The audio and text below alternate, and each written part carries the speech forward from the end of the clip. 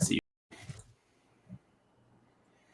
We are the tribe from the north, we're brave and we're bold, defeating our rivals never gets old, making our way to the Big Sky Conference.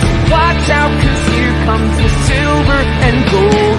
Whoa, whoa, this is Tubbs at the club for the Vandals of Idaho. Welcome back, Tribe from the North, Brave and Bold, the official, unofficial podcast of your Idaho Vandals and the Vandals affiliate on the Big Sky Podcast Network. I'm your host, Brian Marceau. If you're watching live, I'm being joined by Colin Scott Hughes' picture for some reason. Thank you, Martin. But joined by co-host Dallas Hammer, holding it down in Spokane. Dallas, how's it going? It is not going well, Brian. Over the weekend, my favorite athlete in the history of sports retired, and I am just emotionally devastated. For anybody that doesn't know, Ryan Getzlaff, the captain of the Ducks through most of my life, has decided to hang up his skates, and it is a sad time in the Hammer house. See, that's a curveball. I was about to tell you, Dallas, Ben Simmons didn't retire. Man, what a nightmare. I could talk about Ben Simmons for 30 minutes. That is a shit show. Yes. Full disclosure, April 25th, 2022 will forever in my household be Ben Simmons Day, but we're done talking about Ben Simmons. Martin, producer, joining us kind of from the shadows, might be a little bit touchy because he got chastised for a second about that Colin Scott Hughes picture. Martin, how's it going? It's going good. It's nice. It's almost spring game. I'm wearing a football jersey because I'm already excited, but I'm doing good, Brian. That's your favorite number 69 jersey, right? Sure, let's go with that. Okay, yeah. For listeners, Martin is definitely wearing his favorite number 69 jersey. Viewers will be able to see the actual number at some point if Martin decides. Okay, number 64. Martin, listeners, you're just missing everything. Martin looked like he might disrobe in front of the camera, but he just pulled the jersey up, so 64. Anyway, we're going to probably transition to talking about Vandal sports at some point. Today, we have kind of a 2-for-1, you might say. We're going to open, of course. We're going to talk about spring football updates. We're only a week away from the spring game, guys. So we have our own special announcement at the end of this episode, too, which we'll get to in about 15 minutes, 20 minutes or so. We're going to be joined by our special guest, Associate Commissioner of the Big Sky Conference, Dan Satter, is going to be joining us. He's going to be talking about changes to the Big Sky Conference basketball tournament, a little bit of updates on just some, the conference itself with any sort of structural changes we've seen, answer some questions about protected rivals. But that's the back half of the episode. We're going to jump right into Around the Bar, brought to us by Hughes River Expedition. And the main topic, which I'm going to throw to Dallas, is we have another week in the books. Dallas, take it whatever direction you want for our 20-minute or so spring football update. So the direction I want to take this is immediately to the trenches because I feel like that is going to be what this entire team hinges on. I have spoken, I wouldn't say at length, but fairly frequently about the offensive line and being a little bit concerned that there's 2 seniors, a grad transfer, and a bunch of guys that don't have a whole lot of playing time. In the Thursday practice, Bo St. John, one of the 2 seniors, named offensive MVP. And then in the Saturday practice, Logan Floyd named offensive MVP, as well as Jason Hallbeck has been given the battle axe and the offensive MVP. That he's the grad transfer. So the 3 guys that I would want to stand out the most on the line have all gotten offensive MVP awards in the spring practice sessions. I think that's a really, really good sign. Hopefully we can find 2 more guys. Obviously, it's not like you're going to play just 5 guys the entire season. Like everybody's going to get some time. But if we can find 2 more decent to reliable starters that are young and improving and getting better, I think that's going to be a really good thing for whichever quarterback ends up winning this battle. Because at the end of the day, if you're not getting a lot of protection up front, it really doesn't matter who's back there. Even Tom Brady struggles when there's not a lot of protection.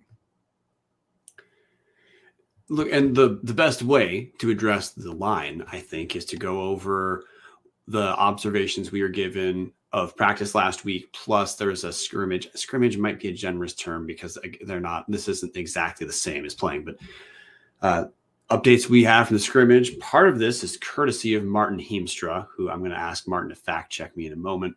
But we've got eyes and ears everywhere, guys. We have other people who message us in telling us what they're seeing at practice. And on the show, we talked for the last couple of weeks about how the great news, defense is looking vastly improved. But if the defense is looking great, that means when a team's playing itself, if one side looks good, the other side doesn't look good. So offensively, that was the area that we were saying looks like that's the part of the ball that we need to see some growth on, I guess, or you'd hope to see growth on. This week, Marten, you said, and this is pretty different from the first scrimmage you went to. In the scrimmage portion, it was about a 50-50 split of offense capitalizing in their scenarios versus defense holding them in their scenarios. Marten, I'd have you jump in just for a second. One, you said it was about 50-50, which if that's the case, that's a pretty big change relative to when you'd been there previously, but I'm done putting words in your mouth. Is that what you saw? Yeah, that is exactly what I saw. It was the first time that I felt comfortable. I wouldn't say comfortable is the right word. I felt confident with the offense and the way it's going. It was kind of it was trending in the right direction, kind of making the progress as the spring practices go on.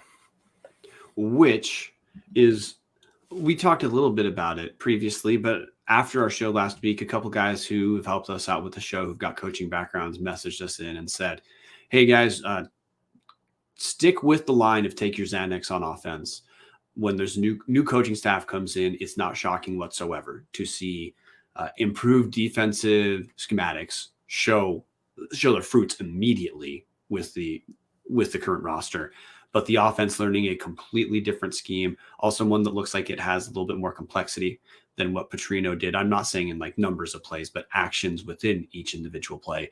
This looks different, and we don't have a single steady quarterback yet. It should take the offense a little bit more time to make some of their first steps. This weekend appears to be the first time offenses looked stronger in relation to the defense. And then Marten, I'm going to ask you to jump in again.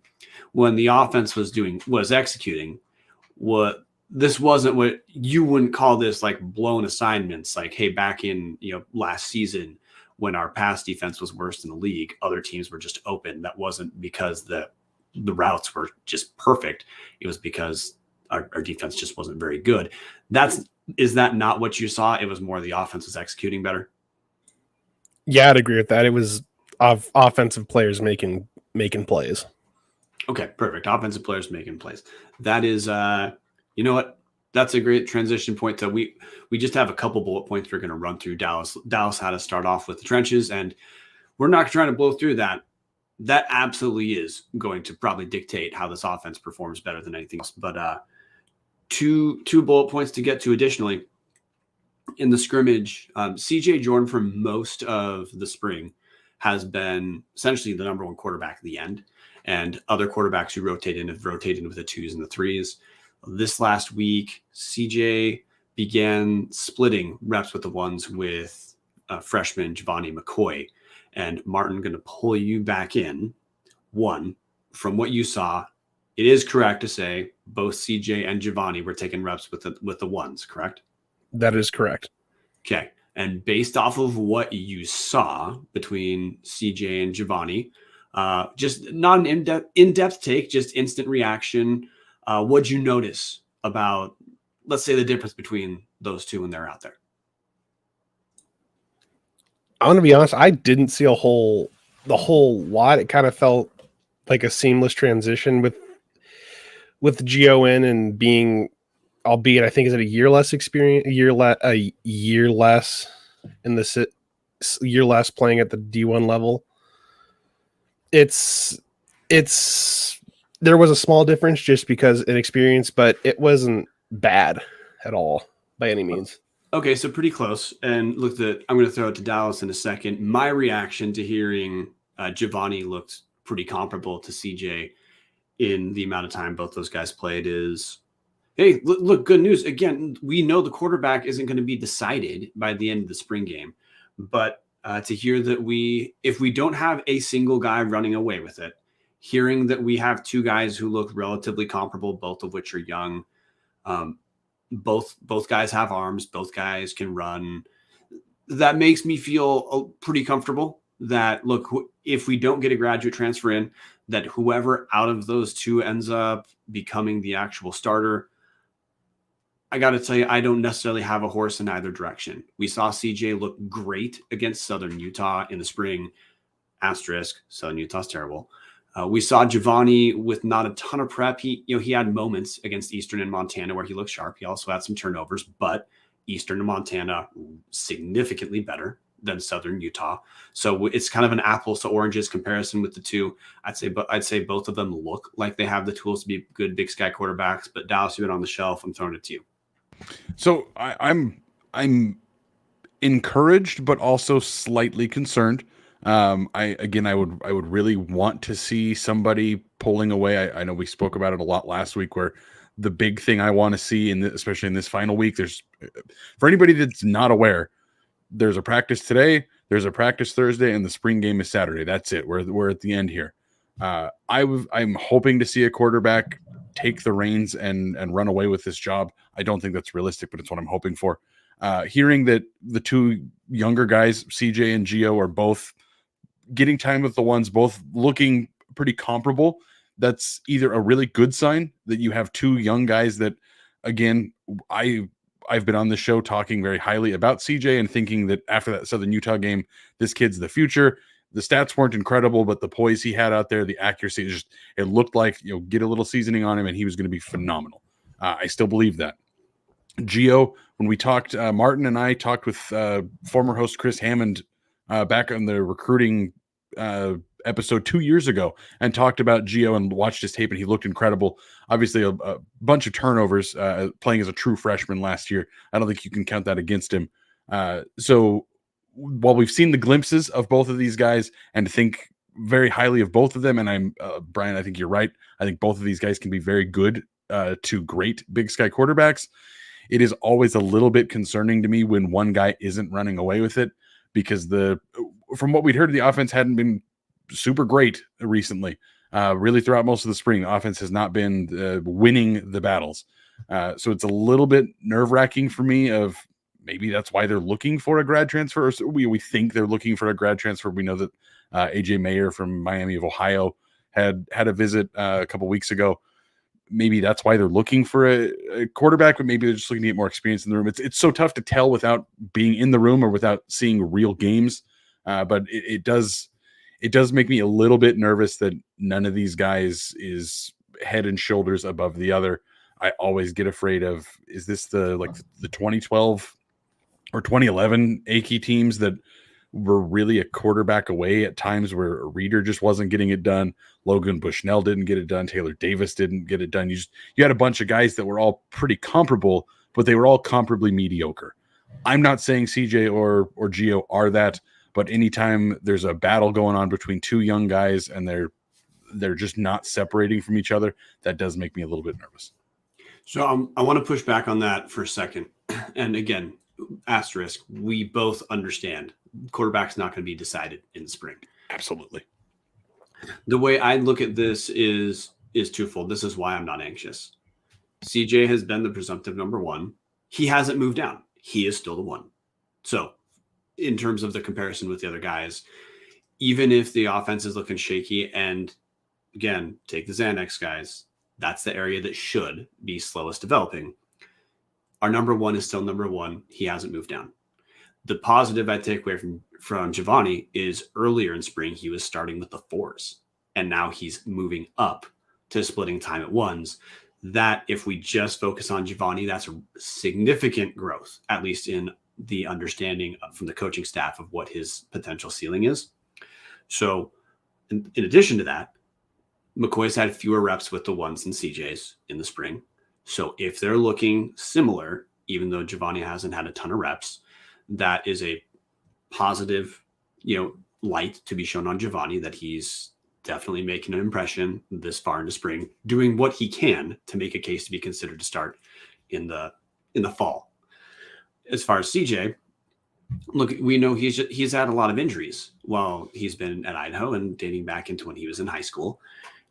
It's probably going to take a little bit of time to get a new rhythm, again, with a new offense.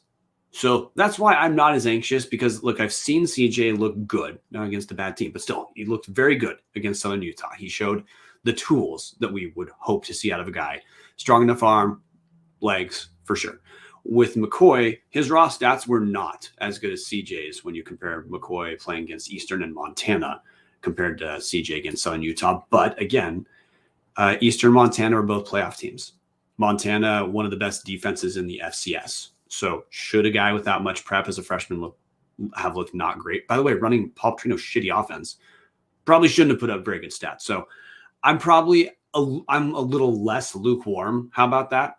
I'm just firmly living in this is a wait and see. A grad transfer probably shakes us up completely, because a grad transfer is recruited for the sake of becoming a starter. But otherwise, if we're getting growth, which we are, offense looks better. That's all I was told we should expect. Hey, we got it. I'm going to take a win where I get it. And that's a very fair and valid approach to it. I do want to take a quick 5 seconds for all of our listeners to realize how far Tubbs has gone in the last few years. Brian, you used to be the most negative person on the show, and now you're not even close to the most negative person on the show. So I don't know if that's growth from Tubbs. I don't know if it's just sliding into a depression era. My positivity is melting everybody's negativity down. Well, I don't know about that, Martin. You got a while to work on me here. However, on the positive side, I will say, if CJ comes away and wins this job, I'm absolutely going to be starting the CJ for Walter Payton Award campaign. If Gio wins the job, I'll be doing the same thing. If a new quarterback comes in, I probably won't be doing that, because I won't really know much about the assumed grad transfer. But I will be much more positive about this when the actual games are here. And I will talk myself into how fantastic this is going to be, and how we're going to score 70 points a game. And the new optimism of this exciting new era is absolutely going to come. But right now in the spring, where we don't have any way to interpret this realistically, I mean, Brian, like you said, you're playing against each other. One side is not going to look very good. One side's going to win, one side's going to lose, and it's going to make the side that loses not look great. That's where I'm trying to take this with a grain of salt, because I've seen enough spring games before where Idaho looked great. Well, yeah, it was the ones against the twos. Of course, the ones are going to look like they're going to come out and steamroll people. And then, Paul Petrino's record of 33 and 67. Just, I'm trying not to get excited more than I should be. So that's really what I had to say about that. Almost started talking muted, but I caught myself. So only thing I'm going to respond to there, man, I don't even view myself as being positive. It's just we know some of these things aren't going to be answered in the spring. They have 3 weeks worth of practice. We're not going to be ready like we are for week 1 after 3 weeks into the spring. So what's a reasonable win for us to take as fans, or as guys who are just getting observations from practice, not even yet at the games, or not even being able to watch in person? If the guy who is supposed to be 1 is staying as 1, that means at the very least he's not being beat out, so he's at least approaching expectation. Hey, that's fine. If a guy who was number 4 is now moving up to splitting reps with number 1, the only thing to call that is growth. And it's just going to let us know that position is going to be inconclusive until we get into the season, which, hey, that's fine. We already know they are recruiting for a grad transfer. I want to shift from quarterback real quick. Another update we have, as we're going to have Dan Satter joining in pretty quick. Zach Borish. We're going to have 1,000 updates on Zach Borish, man, which is great news, because we keep getting updates of, no, he's officially practicing with other groups now, as in that's what he did at practice. Well, hey, today at practice, he was with running backs. So he also spent time with a wide receiver group at slot. So the quote unquote confirmed stuff we have relative to what Borish is actually doing at practice: he practices with receivers, practices with running backs, practices kick returns, and practices the run heavy quarterback. it's just done. He's just going to play the way we hoped he would, Dallas. No, I'm so very, and I know I keep making this stupid pun. I'm so very excited about what they're going to do with Zach Borish. This seems like I'm trying to be as politically correct as I can. This seems like a coaching staff that knows what the hell they're doing. I gotta interrupt you. Why would you care about being? How many hours did Petrino's shitty teams cost you? Why are you trying to be diplomatic? Because I don't like saying that I think people were fucking terrible at their jobs unless I absolutely have to. And now that he's in the past, what do I gain from saying, yeah, Petrino was fucking terrible? Like there's nothing that it doesn't do anything for us. So I was trying to be a little bit more polite about it. But I think Eck and his staff know what to do with kids. And that's not something we saw a whole lot of from the Petrino days. Seeing Borish get moved into a spot where he's going to be able to make an impact in almost every phase of the game. Seeing Alex Moore get moved from receiver to tight end and then win multiple awards this spring and look supposedly phenomenal at tight end. Those are the kinds of things that why didn't we see this happening with Paul Petrino is my problem. Sorry, I don't mean to bring up Petrino. I do have to say Mark Trivelpiece, owner of the Corner Club, jumping in and saying 34-66 was actually his record, not 33-67 or whatever I said it was, because they were going to jokingly give him club card number 3466 as a hilarious goodbye present. Anyways, back to football. We also have Dalton Cash moving back to the tight end room after I believe he started out in the tight end room. He's back in the tight end room now. Mujib Rufai moving positions. Jashawn Williams, Kyron Beecham, like a bunch of guys are starting to move positions around. And while we saw that a little bit from the Petrino days, this feels to me like we're seeing it so much more and actual use and reasoning behind it. Like the story of Borish is very historically, he was a quarterback in high school. He came to Idaho and he's been in the safety room, the running back room, the quarterback room. He's been all over, but he's never really seen the field until last year out of necessity, out of necessity, he shows up, makes these incredible plays, and everyone's looking around like, why the hell hasn't this kid been on the field for years? That's the kind of thing I think we're about to get away from. Just seeing the guys move, that Eck is moving guys around in the spring, getting guys touches, getting guys options and abilities to go out and make plays. And that's something I didn't think we saw much of in the last 10 years of Vandal football. Honestly, maybe longer than that. So it's refreshing to see that Eck is doing things like that, moving Borish around, moving Alex Moore around, etc. Last kind of talking point, we may have to just filibuster, guys. Dan Satter's supposed to be jumping on 7:15, 7:12 Pacific time. So Dallas, we talked about last week about, hey, like what's a win for the spring? And we talked about needing to build, this is Eck building culture, setting footprint, all those things. We're officially a week away from the spring season actually we're less than a week away. It's this Saturday is the spring game, April 30th. Today's April 26th while we record. In your mind, what are the stakes of the spring game for Idaho football? And I don't mean to talk about last week's stuff. I want to isolate the spring game and directly what you think might be connective tissue moving into the future from the spring game. Because I think there's actually quite a little more at stake in terms of how Idaho looks than people might guess.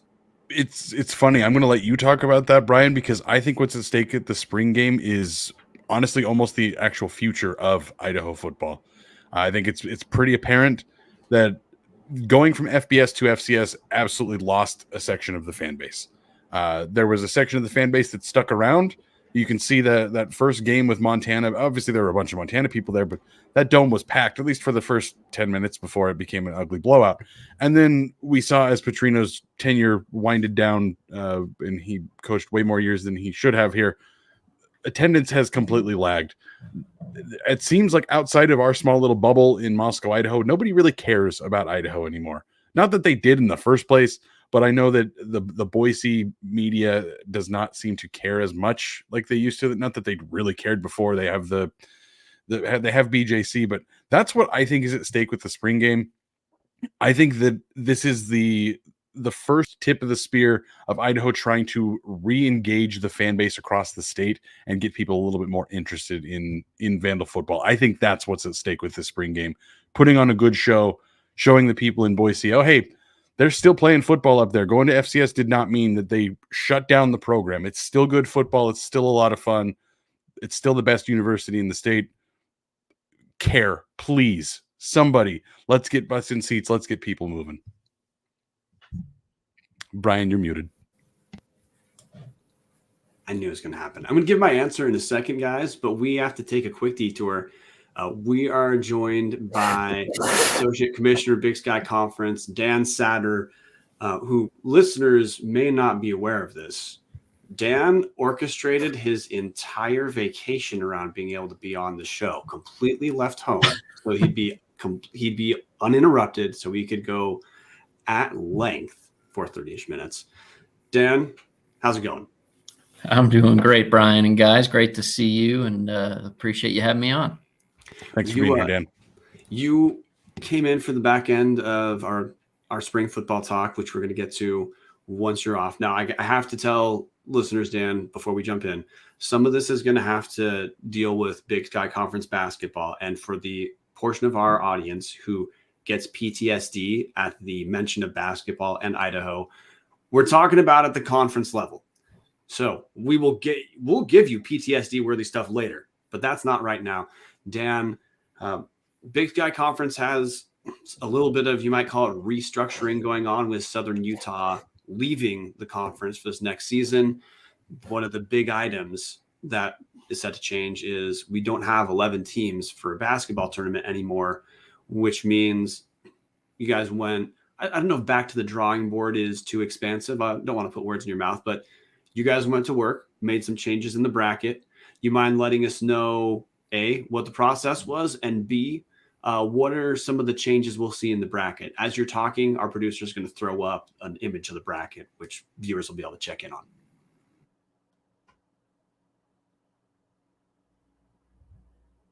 I think we might have lost Dan.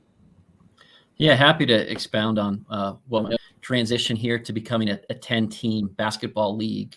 Naturally, we had to make a choice about what we were going to do moving forward in Boise. And it was almost a year-long process. I mean, really started last summer in earnest and culminated, of course, with our announcement while we were in Boise last month. And as we looked at this process, we said, let's, instead of maybe go to the path of least resistance, there are some obvious ways where we could have done what we had been doing. And instead of having 3 first-round games, have 2, right? Have 6 teams get buys instead of 5. We said, well, what else would we want to try to accomplish if we were starting from scratch? Since we're going to have to make a change anyway, are there other things that we could try to accommodate and solve, I won't say problems, but find ways where we could create a better solution than what we had? Now that we've been in Boise, we just completed our 4th year there. We'll be there for at least 4 more years. And we really enjoy it. And we've seen the tournament grow significantly. But what are some of the ways we could continue to improve it and not just assume what we're doing is the best way forward, but what have we learned and what would we want to gain for our conference? So we met with both our men's and women's basketball coaches a few times. We have a standing basketball committee that's comprised of 3 athletic directors, chaired by Idaho AD Terry Golick, and 2 senior women administrators. And that group has met nearly weekly since the pandemic started. And this was, of course, a major topic of discussion. Anything related to women's and or men's basketball starts with that committee. And then they inform their athletic directors kind of what they're talking about and socialize it further throughout our constituents. But, as we thought about, okay, what are the things we want to see happen here and what's important to our different audiences? Well, a couple things came to mind immediately. Number one was, can we improve our standing with television? That was something that was important from our national reputation. And is there a way, now that we've established a relationship, a deeper relationship, I should say, with ESPN? We had always had our men's championship game, if you remember, on ESPNU, but with our new partnership on ESPN Plus and some of the linear opportunities we've had, is there a way where we could improve that situation? And, in talking with them, among our many partners, between the hotels and the arena and the Visitor and Convention Bureau and some of the other entities that we work regularly with in preparing for and promoting Boise, ESPN was one of those groups that, okay, what could we do? And if we're willing to be flexible here. And that tied directly into something that our coaches had provided feedback about, which was the ones who had been to the tournament recently said that, as great as it is to win the conference championship, when you play late on that Saturday night directly before Selection Sunday, I'm speaking for the men here, the women's selection dates moved a day or two. Normally it's been on the Monday. This year was also on that Sunday. But they said when you have that quick turnaround and you're spending the night, Saturday night in Boise, and then you're getting back to campus, and basically right when you get back to campus, you're having a watch party to find out who you're playing and when you're playing. And then you're turning around and staying up all night to watch film, and you're getting a couple practices in, maybe on campus, depending on when you play and when you have to travel. And then you're going, they said by the time you get to your game, I mean, you're excited to play and they wouldn't trade it for anything, but you're running on fumes at that point because you're so compressed from having played in the tournament to when you played in the Big Sky tournament to when you play in the NCAA tournament. We obviously want to do better than we've done in the NCAA tournament. So, we see that as an opportunity that maybe a little more rest, a chance to go back to campus and collect your breath and settle in and recharge your batteries a little bit before that whirlwind's going to start on Selection Sunday and or Monday for the women when it goes back to that. We thought could be a good thing. So that kind of tied in with the ESPN conversation of, well, if we are willing to move when we play our tournament, would we be able to improve our linear television stature? And the answer there was yes, from our partners in Bristol, Connecticut.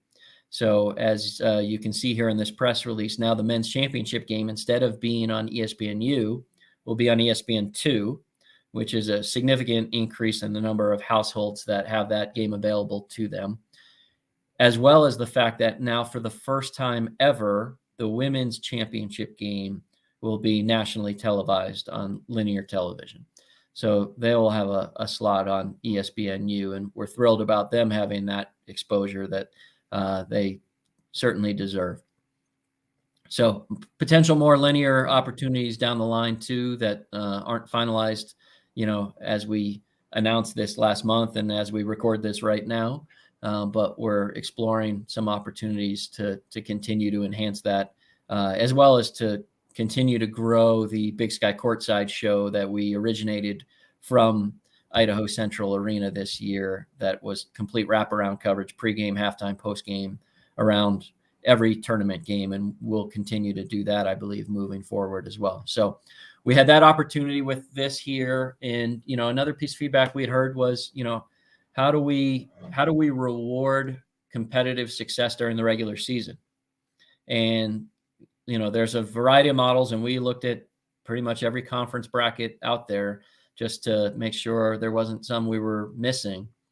And, the thought was, how can we strike the balance of doing a little more than we've done to reward the top seeds, but not go as far as the automatic buy all the way into the semifinals that some other conferences have done.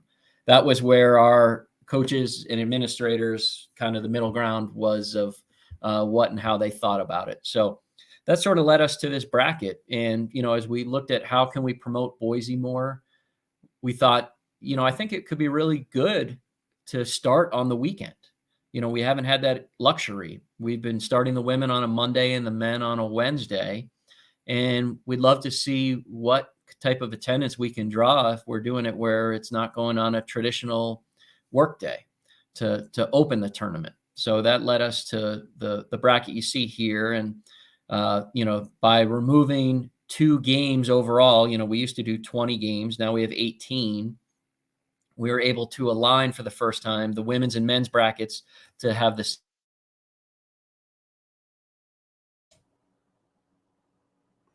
seeds playing on the same day. And another thing is to not have a game have to tip off before noon. When you think about the student athlete experience, and that's something that, we pay close attention to with this, how do we improve that? It was a necessity because of the way the brackets were set up and having to get as many games in at one site as we did have to do.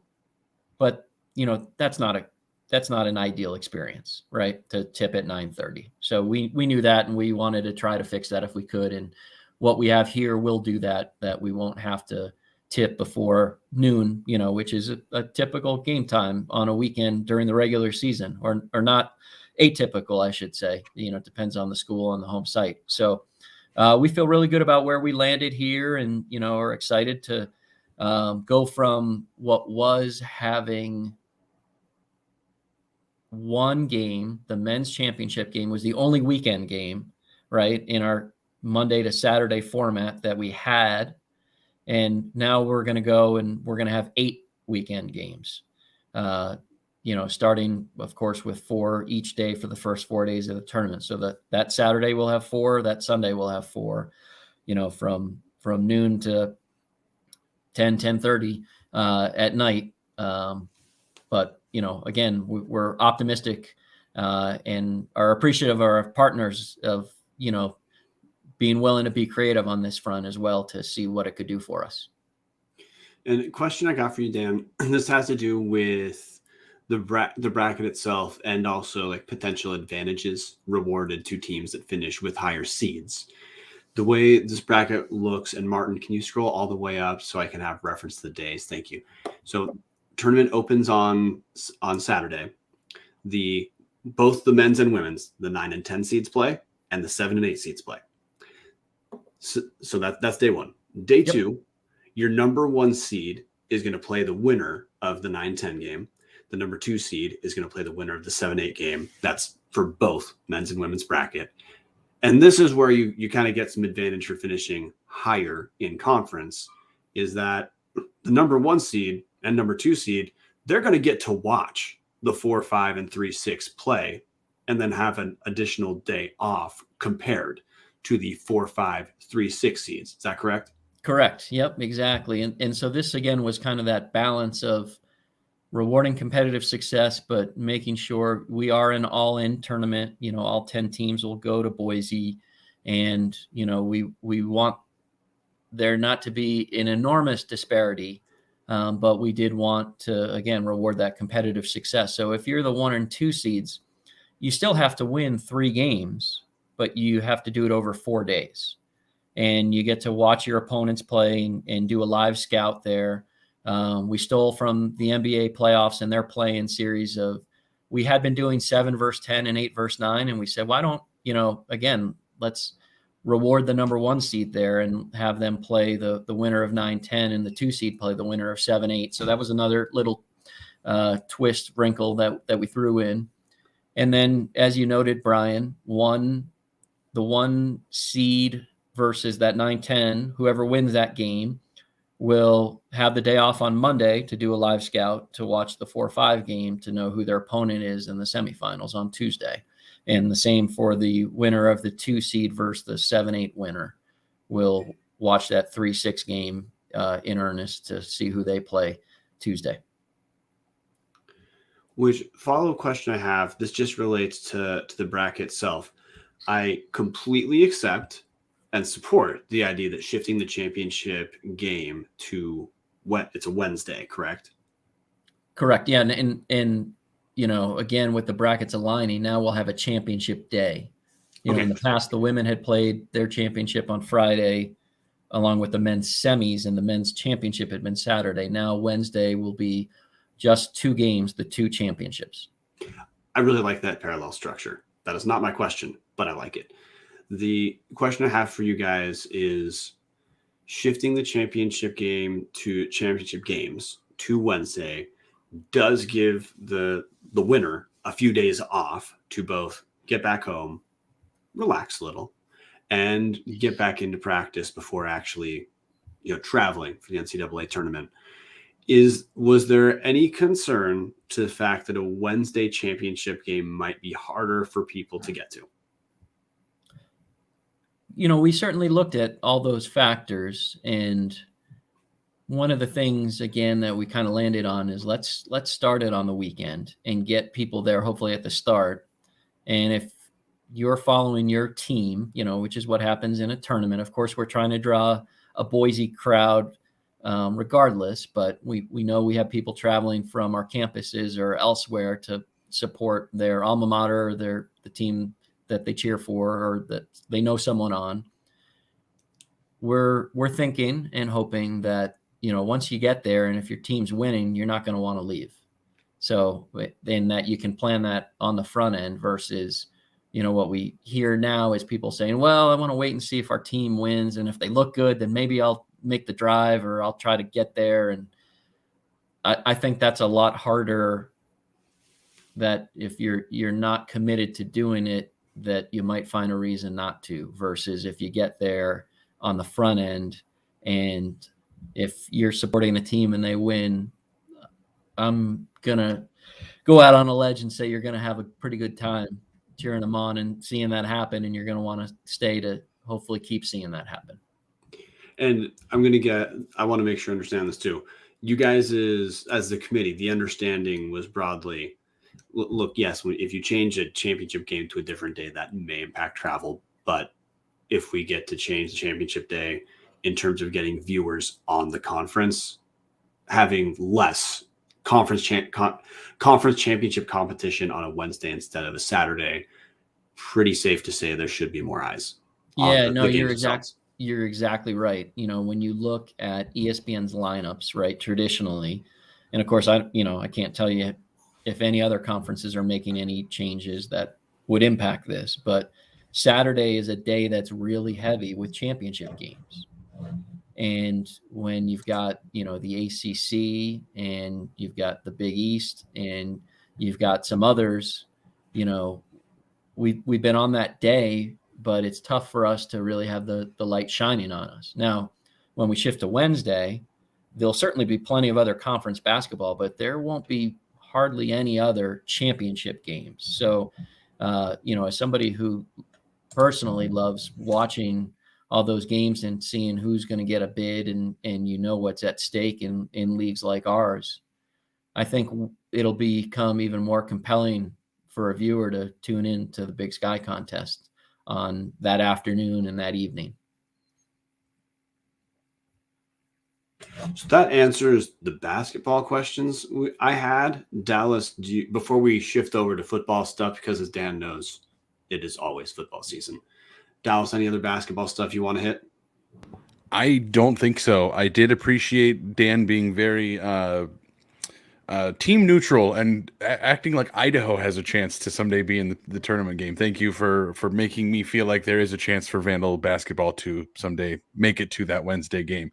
I do appreciate it. Well, Zach's doing a good job there. So, right, building blocks happen over a course of a few seasons usually. And of course, Wednesday, right? I mean, let's not forget John Newley and what he's done in the past. So, we know there's a lot of Vandal fans in Boise. So we'd love for them to come out and be at this tournament. And again, I'm hopeful that, with this reformatting, that it makes it easier, because we have fewer games happening in the middle of a day.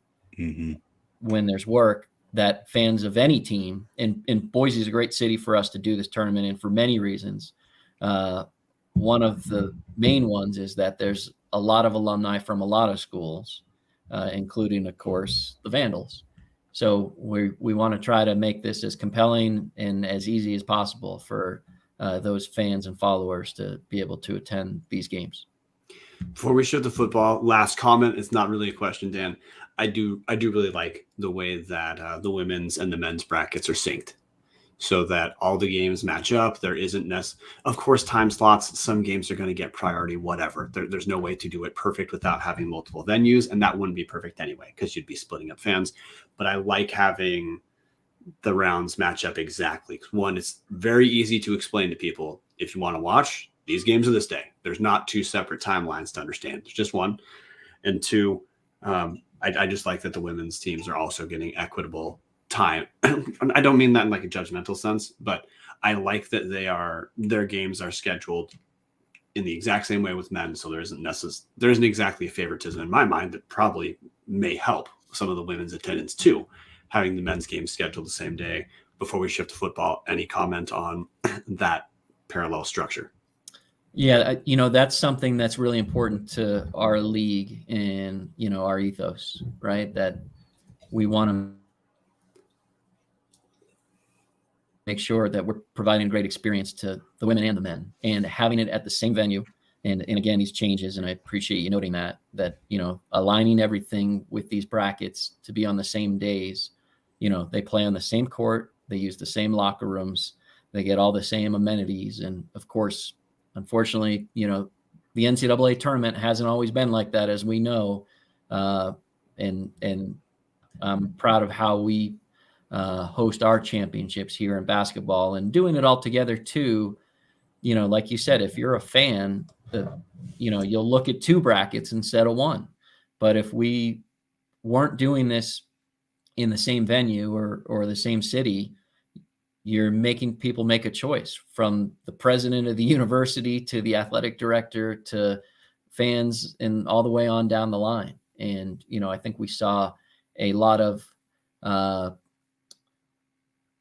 carryover in the attendance this year, now that we were able to have fans again in Boise.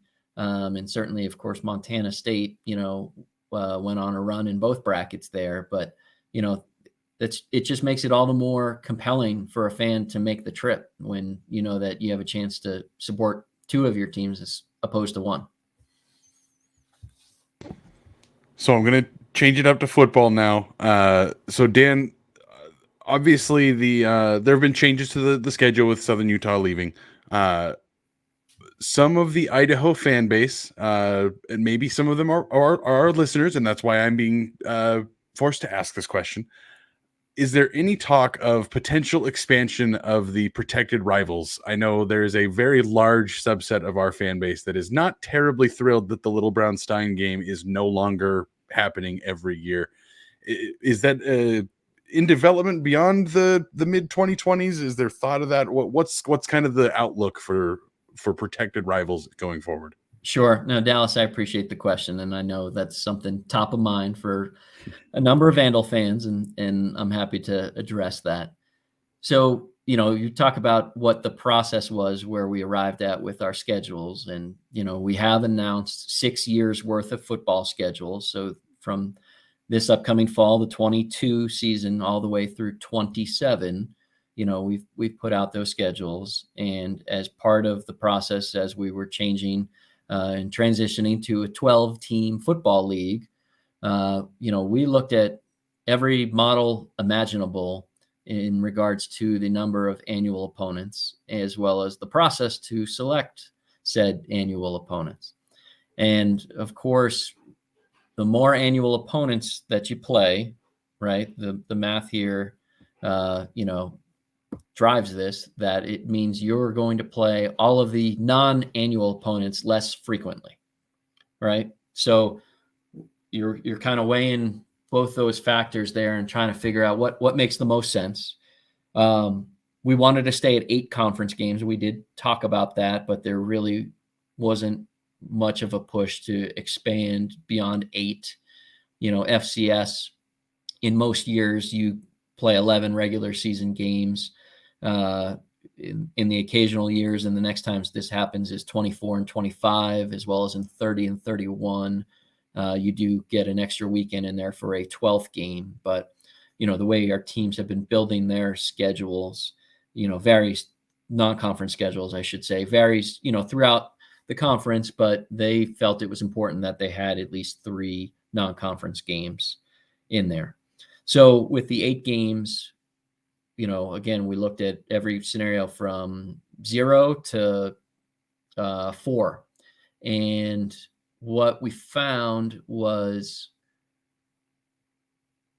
there already had been I want to make sure I accurately reflect how the membership felt. Because again, with something like this, right, it's usually not unanimous, but the overwhelming consensus was we don't play everybody enough. That the way the schedule had been done, and there were significant gaps from when you played somebody or didn't smooth out of you played them at home, but then you didn't go and return the game for a while, or you played them at home twice before you went on the road, those kind of things. So there was a strong interest from our membership to make sure that, especially at the FCS level, where, as you know, we're not going to have a conference championship game because we're feeding right into the FCS playoffs. And I think that's an important distinction, because sometimes people bring up how FBS conferences do this, and they have a championship game and they have divisions. And some of that may be changing, but they're doing it for a reason with divisions to determine a division champion to feed into a conference championship game. So with not having that structure, I think is an important delineation between FCS and FBS. So again, a lot of conversation, and ultimately there was the determination that 2 made the most sense, because it allowed, as we looked at how many seasons worth of schedules we wanted to do, to provide our teams the chance to know what they had and to use that as they were forming their non-conference scheduling, which it's incredible, how many years in advance football non-conference scheduling happens. So there was interest in getting this done for a number of years, and to, again, figure out a rotation where it made sense, where we could explain it and everybody could explain it to their fan base. So we did 2 3-year blocks, and that's the right way to look at this. I know we put out 6 years worth, but they're 2 3-year cycles, and they do repeat themselves. But in those 3 years with 2 annual opponents, of course, you're going to play those 2 each of the 3 years, but then you're going to play everybody else twice in that 3-year period, once at home and once away. So again, that makes sense. It's simple to explain. We did the best we could at looking at where teams had played their last matchup against an opponent and tried to reverse it, but there was no way to do that perfectly, because there had not been that routine built into it, and in large part because it was an odd number of teams. So, the math just makes that really difficult, because when you have an odd number of teams, you always have one team that's got an open week whenever you're playing conference games. So it inherently is messier, especially, when you're not able to do a full round robin. No, I love logically, it makes a bunch of sense. I think emotionally for Vandal fans, it's tough to get over the pill of Montana's not protected. It's not the every year thing, but you mentioned it. There are times where you're going to the same place a couple years in a row. I think this year we're actually we as the Idaho Vandals play at Idaho State for the 3rd straight year because of the COVID year and just the way the scheduling worked out. So cleaning up a lot of that makes a bunch of sense. I know we're just about out of time with you, so I had one last question for you. We had another listener ask, what's the strategic plan for 2022? What's the goal for the Big Sky Conference this year? And then just a little selfish sidebar from that same listener, what is it going to take to make the Big Sky the best conference in the FCS? You could say it's 1A and 1B with the Missouri Valley, but what does the Big Sky have to do to be the best conference around? Yeah, no, I appreciate you asking that, because strategic planning's been an enormous part of what we've been doing the last few months. So I'd love to touch on that. But I do want to make one more point regarding the annual opponents. And I don't want to speak for Idaho or Idaho State.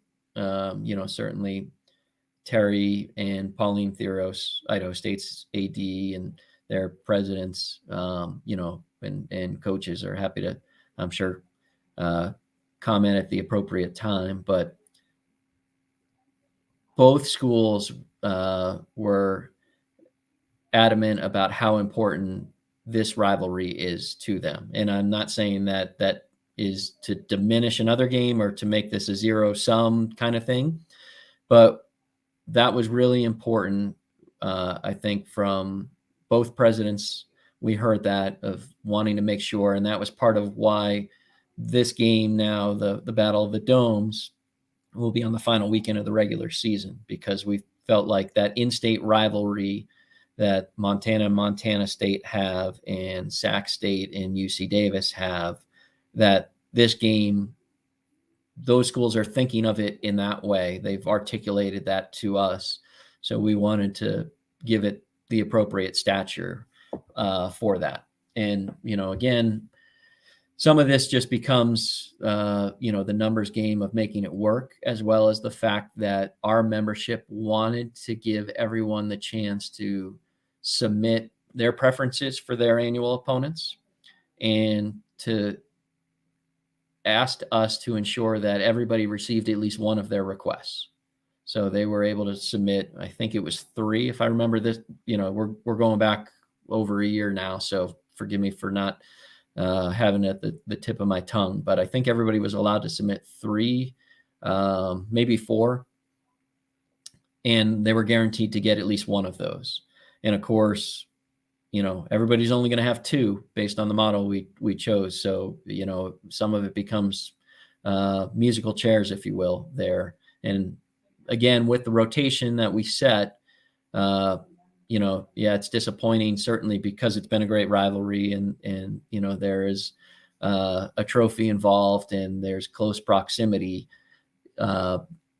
But they'll play 2 out of the 3 years and do it again 2 out of the 3 years. So we know that at least is better than what it's been for non-annual opponents in our rotation. And, things like this, our commissioner is fond of saying, if we make everybody about 70% happy with the conference schedules, then we've done a good job.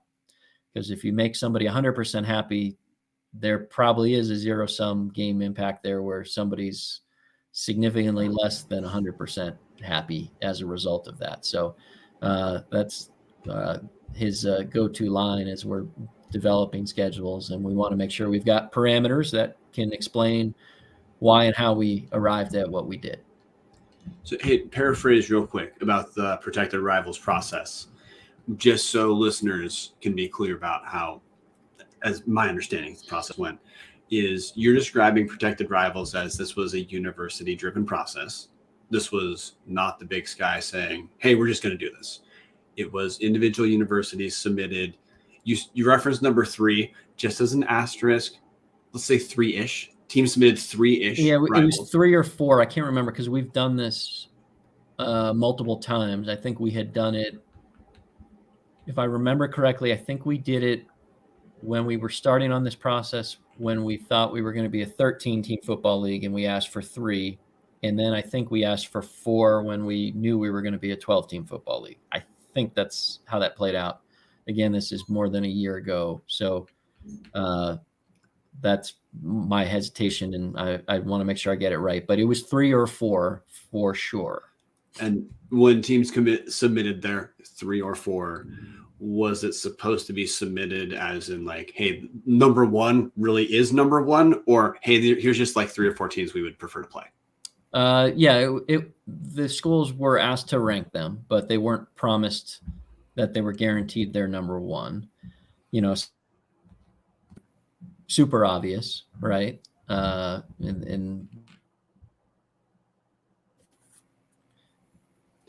But we also had to make sure you cut out your last paragraph. Okay. So I was just saying that they were asked to rank them, but they weren't guaranteed you're going to get your number 1. Because if 3 schools chose the same other school as their number 1, somebody can't get it, right? Like some of this stuff, you can't promise till you see the results. So we said want to try to give everybody at least one of their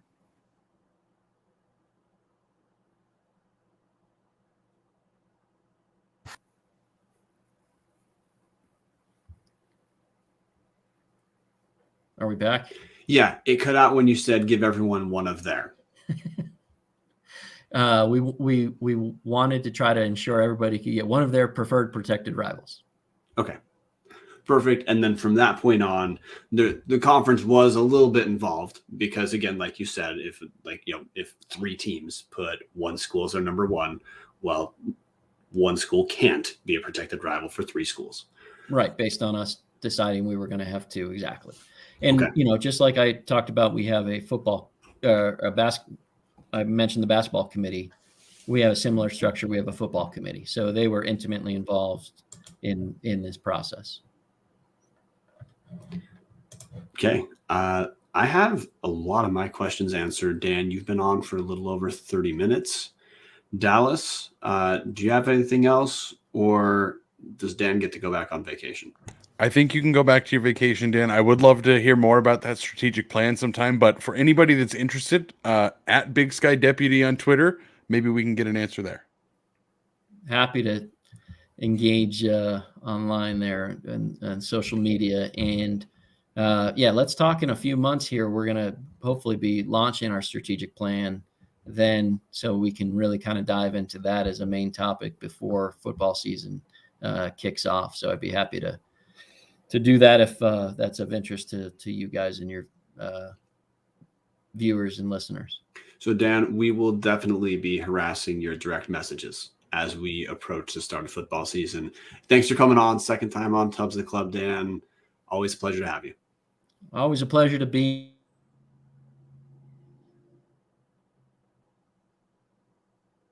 And Brian, I'd expect that way. So thank you. You cut out that. You cut out. We didn't catch any of that, but it timed out perfectly. All right. Well, I was just saying thanks, and I appreciate you having me on. And, yeah, Dan's internet connection is fatigued right now. I think Dan's internet connection is telling us it's time for him to go. Exactly. Thank you so much, Dan. We appreciate your time. We look forward to talking to you again in the near future. Thank you, guys. Appreciate you. Take care. All right. Thanks, Dan. Dan Satter, Associate Commissioner of Big Sky Conference.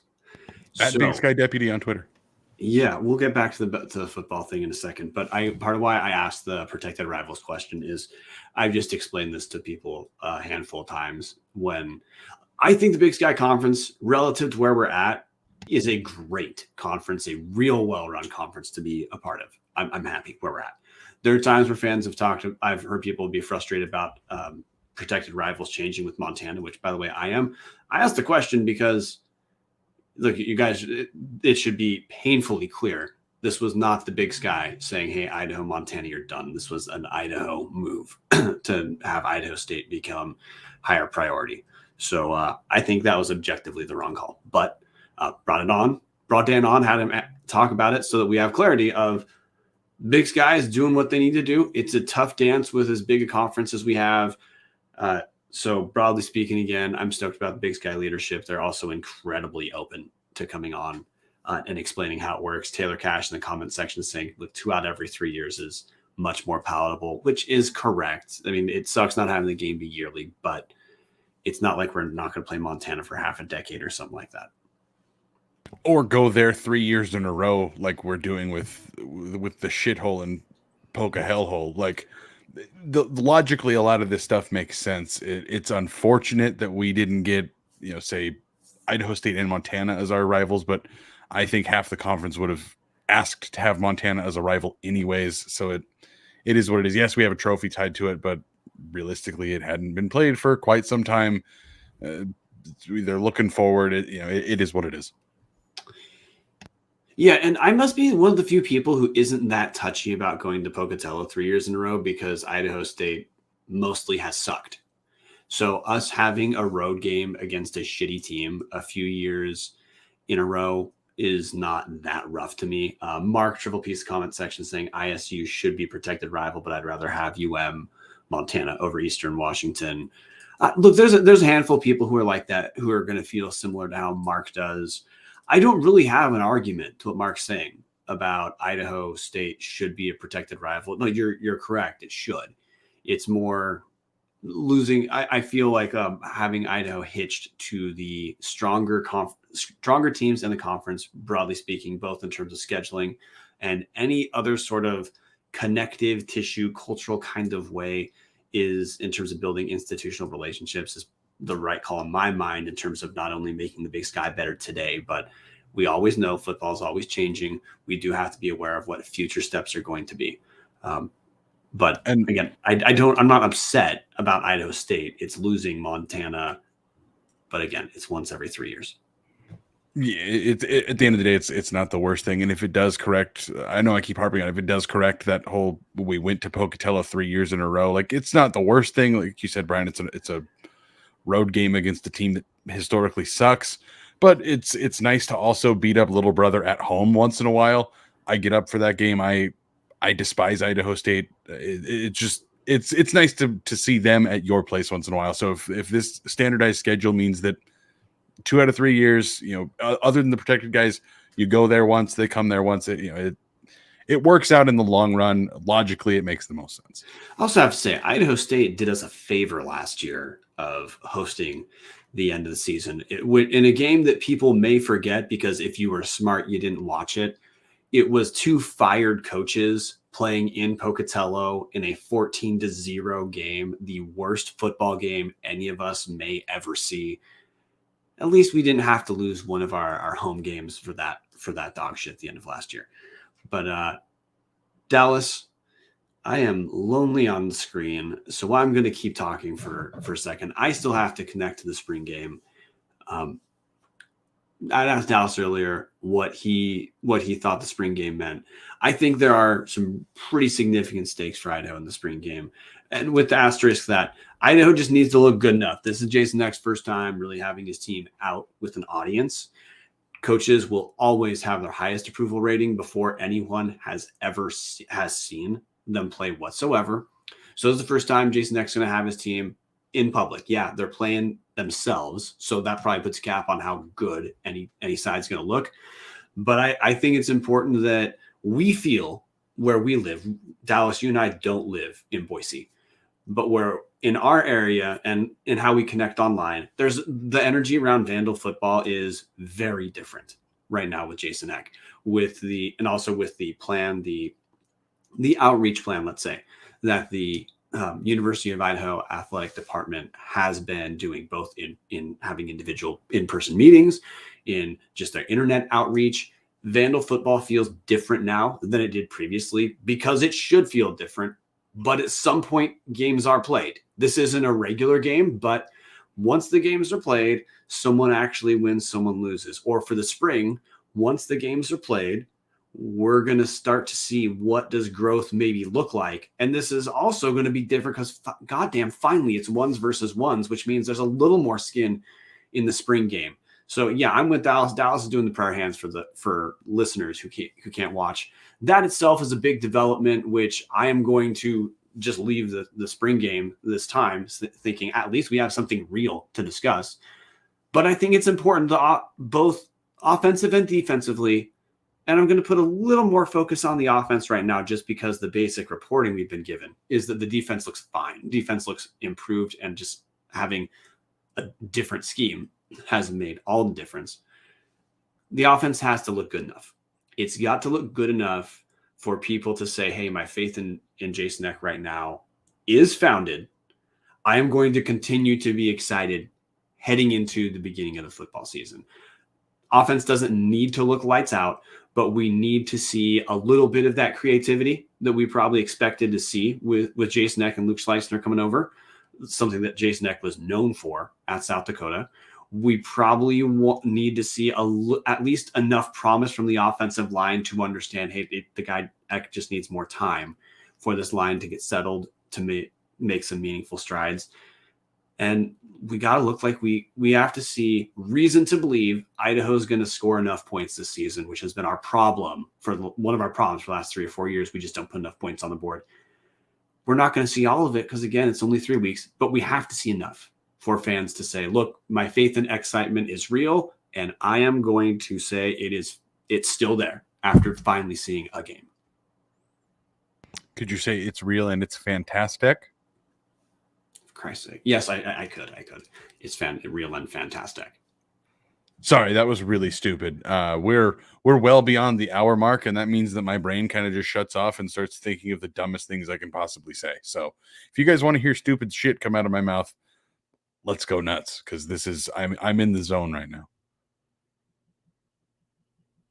Now that we've that doesn't count. That doesn't count. Hey, I saw your mouth move. I didn't even say a sentence. I did not even say a sentence. So look, we're well past the hour mark. We're going to call it a night. Before we call the night, Dallas, we have to get to our favorite sponsor, bitches. Hughes River Expedition. Usually we try to do this ad read earlier in the show, but things were just different today, so people are going to survive. Around the Bar, brought to us by Hughes River Expedition. If you're looking for a great all-inclusive week-long vacation, don't look past your backyard. Venture into the largest protected wilderness in the continental U.S., located right here in the great state of Idaho. Enjoy a multi-day trip down the Middle Fork of the Salmon, the main Salmon River no return, the Salmon River Canyons, or the Selway. You can even check out special trips like the one to see the Perseid meteor shower. Camp on pristine beaches, run amazing whitewater, hike scenic trails, spot wildlife, soak in beautiful natural hot springs, take in the history along the river, and fish some of the most remote stretches of river in the country. You just bring your clothes, let HRE handle the rest. Hughes River Expedition has been Vandal owned and operated since 1976 and ready to take you on a vacation of a lifetime. What are you waiting for? Find out what it's like to grab a paddle, catch dinner, and ride the bull all throughout the Gem State. Call them now at 800-262-1882 or check them out at hughesriver.com. Marten can quit slamming the exclamation point for us to read the ad read in the private chat. Dallas, before we call the night, anything you want to hit on? Yeah, actually, I would love for anybody that is a member of the Patreon community, again, patreon.com/Tubs of the Club, #OnlyTubs. If you have questions for Dan Satter when he comes back in, we're going to say late summer, early fall, be thinking of him. Let us know. I'm a big nerd. I like to hear people tell us about the minutia of the conference. I can't wait to hear what the strategic plan for 2022 is. I can't wait to hear what the Big Sky is doing. Obviously, he kind of alluded to the ESPN deal a little bit, or the ESPN Plus deal a little bit. Of that was a strategic move to get better media rights and start moving and make a better partnership with ESPN. And now we see ESPN Plus has been way better than Pluto ever was. And I'll smack anybody that disagrees with me. That is so not a lateral move. Not a lateral move. Shockingly, not a lateral move at all. Now we have the men's championship game in basketball is on ESPN2. Like that's a cable channel. Like my parents have that. Like my parents know what that is. They don't know what ESPN Plus is, but they know what ESPN2 is. Like those kind of things. I love hearing what the Big Sky is doing to try to step up and do more and be even better than they currently are. I would love to ask Dan if there's, I probably have to be off record, but I'd love to ask Dan if there's ever a FBS offshoot. We've heard that rumor for years. The Big Sky is pretty big with 13 teams, only on 12 teams. I don't think it's something that's going to happen, but think of these kind of oddball questions. Ask Dan. I want to hear Dan tell us all about the future of this conference. Marten, for anybody paying attention to the video, yeah. Marten is trying to flash the lights like it's time to go home. He's flipping Brian and I back and forth. Yeah, he is. But look, we have a big announcement, Marten. You better not kill the show before the sentence is over. Look, next week is our last show before we take a little bit of a break. And to cover the spring game, we've got a special guest. Offensive coordinator Luke Schleisner is going to be on the show to talk about how the team looked down in Boise. So if you are a #OnlyTubs member at patreon.com/Tubs at the Club, you can easily throw us some questions that we're going to read for the interview. You guys are more than welcome otherwise to reach out and send us questions. But full disclosure, if you're a patron, you're getting the priority. Otherwise, we got one more episode, then a big pause for everyone to take a break. Otherwise, I'm going to call it a night. Martin's going to play with very quick breaking news. Well, not breaking news. Jake Scharnhorst is out as the Idaho head strength and conditioning coach. He's been here since 2009. Not sure who's going to replace him, but he has decided to move on and move on to, I'm assuming, bigger and better things. So we thank him for his time. We are going to be looking for new head strength and conditioning coach. I'm not clear if he decided to move on or if he was moved on, but the position is open. How about that? Oh. Okay. we got to our big announcement. Martin's going to play whatever the hell he wants to close the show. Go Vandals. I wish you guys could see the grin on Martin's face right now in our little StreamYard preview. So raise your glass and have a drink with me. Here's to the Vandals in the crowd. All just out there living the dream. Right up one and only Moscow drink.